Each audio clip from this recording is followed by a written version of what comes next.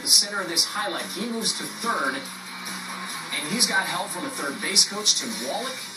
But the Rays still get him with the hidden ball trick, and it starts with James Loney, who throws to Yunel Escobar, and Escobar says he looks for this all the time. It was actually Escobar's idea. Right. He's done this many times, and Evan Longoria, the third baseman here, said that he's always looking for Escobar to throw it to him in a situation like this, just in case somebody wanders off the bag.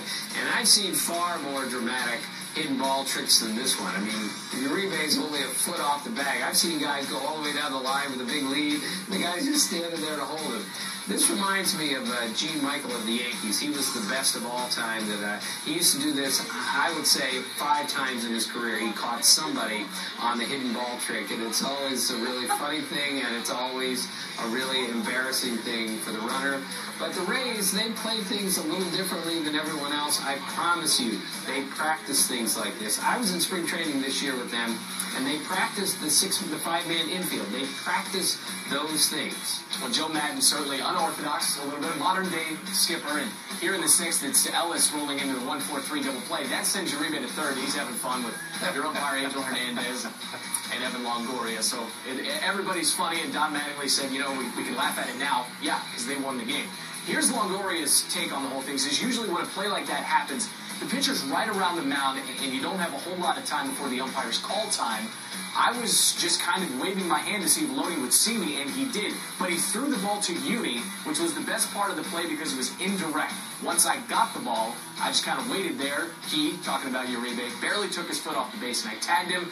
It really was the one highlight of the day for us. He's speaking the truth. The Rays have lost 4 straight now, drifting even further behind the Red Sox in the AL East. So they'll take the highlights where they can get them. What was the first thing, though, that you thought of when you saw what was the majority of that highlight, which was the hidden ball trick? Well, I saw something that happens every once in a while, but it speaks a little bit to how poorly our players run the bases these days. The players are bigger, stronger, faster than ever, but they're not as good fundamentally as they used to be, and they're not paying attention because they are so good, so strong, and so fast. They don't feel like they need to really understand what's going on around them like the old-time players used to, and every once in a while a guy's going to wander off the base there. But again, I've seen it far worse than that, where guys get missed. They're 10 feet off the base and they don't know what's going on. But this is a lesson.